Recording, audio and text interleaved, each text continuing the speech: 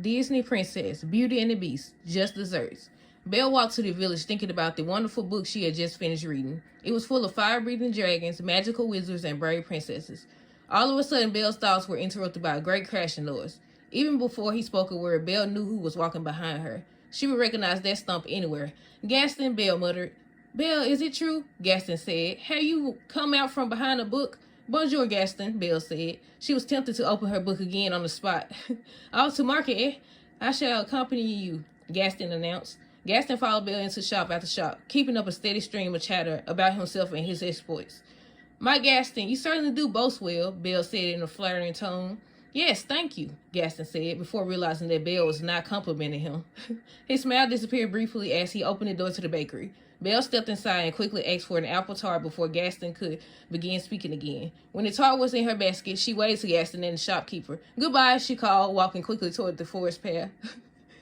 Belle, wait, Gaston caught her arm. I really had no time to linger, Gaston, Belle replied. I must get home to make dinner.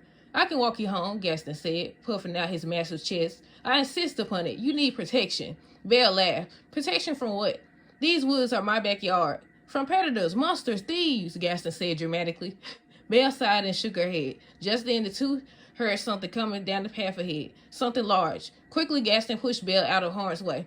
Belle tumbled to the ground. Her basket went flying. Look out, Belle yelled, but it was too late. The predator emerged. It was her father's horse, Philip. For the first time that she could remember, Belle smiled at the sight of Gaston. The apple tart had landed right on top of his head.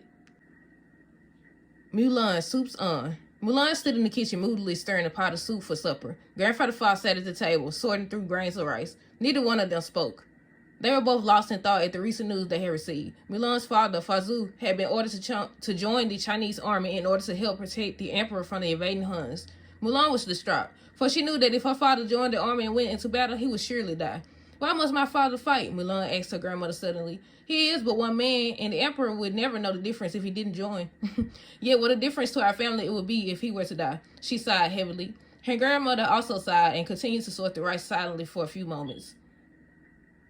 Then she stopped to turn to Mulan. You are partly correct. One grain of rice such as the one that I have in my hand is small and insignificant. Then she held out her hand and tipped the grain into the large bowl of rice she had been sorting. Yet together, you know, all the grains of rice in this bowl could feed many people. The emperor needs an army of many, many people in order to defeat the invaders. Mulan shook her head miserably, afraid that if she spoke, she would cry. Grandmother Fowl was just as unhappy as Mulan, but the older woman realized that it was useless to protest against some things. She stood up and walked silently out of the kitchen. Mulan continued to stir the soup, even though it didn't need stirring. Next to the pot sat a small bowl which contained a peppery red spice. She picked up the small bowl and looked at it thoughtfully. One grain of rice is small and insignificant, she said to herself, and yet a tiny pinch of this spice from this little bowl could change the flavor of this whole pot of soup. Perhaps, she went on, one person can make a difference if she follows her heart. Mulan dumped the whole bowl of spice into the pot and smiled. Soup's on, she cried.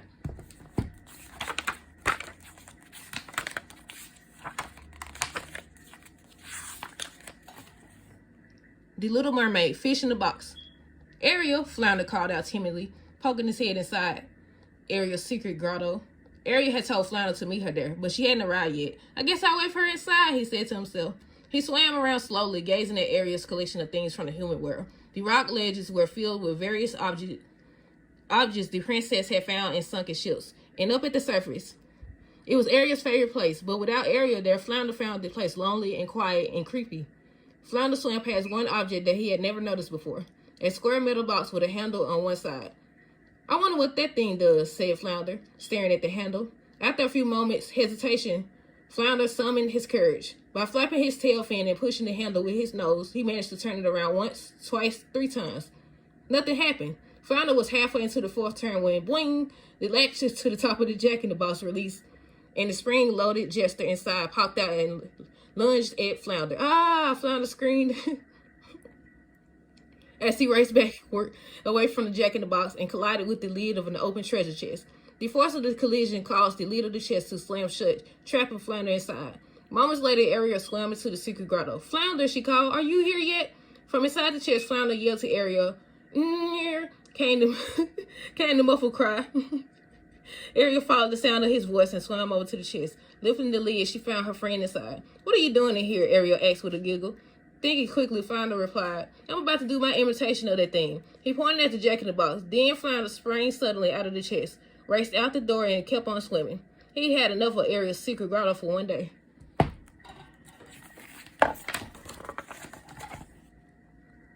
Disney Princess Cinderella, a tiny new friend. It had been a week since Cinderella's stepmother had forced her to move out of her bedroom and into the attic of the old house, but Cinderella was still not used to her new sleeping quarters. The only other soul around to keep Cinderella company was a skittish little mouse who she had seen scurrying in and out of a hole in the corner. One day at supper time, Cinderella slipped a piece of cheese into her apron pocket. That evening, when her work was finished, Cinderella hurried up to her room and pulled out her sewing basket. She used some scraps of fabric to make a mouse-sized suit of clothing, a red shirt and cap, a tiny orange coat, and 2 brown slippers. Cinderella carried the clothes over the mouse hole and knelt before it. She pulled the cheese out of her pocket and placed it with the clothes. In the palm of her hand, then she laid her open hand just in front of the mouse hole. Hello in there, she called. The mouse cautiously poked his head out of the hole and sniffed the air. The cheese, he inched out of the hole and over to Cinderella's hand. He paused and looked up at her. Go ahead, she said kindly. They're a gift just for you. The mouse scampered onto her palm, picked up the cheese and the clothes, and hurried back into the mouse hole. Cinderella waited patiently for a few minutes, still kneeling in front of the hole. Well, she called after a short while, let me see how they look on you. Timidly, the mouse came out in his new outfit. Cinderella clapped her hands. Perfect, she said. Do you like them? The mouse nodded. Then he jumped as if an idea had just occurred to him and scurried back into the mouse hole. Cinderella frowned. Had she frightened him? But her words vanished when the mouse reappeared, along with several other mice, who followed timidly behind him. More friends, Cinderella cried. She hurried to get her a sewing basket, delighted to have found the warmth of friendship in the cold attic room.